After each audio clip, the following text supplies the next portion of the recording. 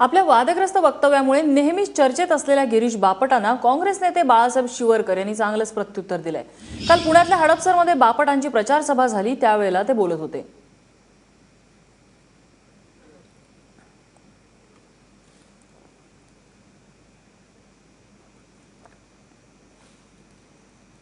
गिरीश बापट आणि शिवरकर एकमेकांवर वार करताना, शाब्दिक वार करताना नेमकं काय म्हणालेले आहेत आपण पाहूया। पूल कसा बांधावा हे बघण्याकरता जगात फिराल, पण पूल कसा बांधू नये हे बघण्याकरता फक्त हडपसर मध्ये यावं।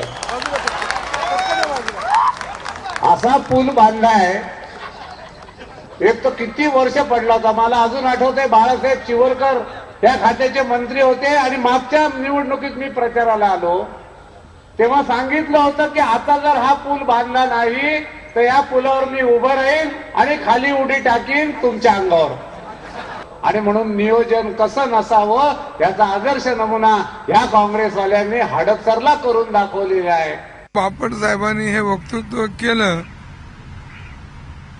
हे त्यांना चुकीची माहिती दिल्यामुळे केलं असं मला वाटतं। बापट साहेब माझे मित्र आहे आणि पुलावरून माझ्या अंगावरती उडी मारण्याचा प्रयत्न करू नये। माझं अंग एवढं मजबूत आहे की त्यांची हाडकं तुटतील।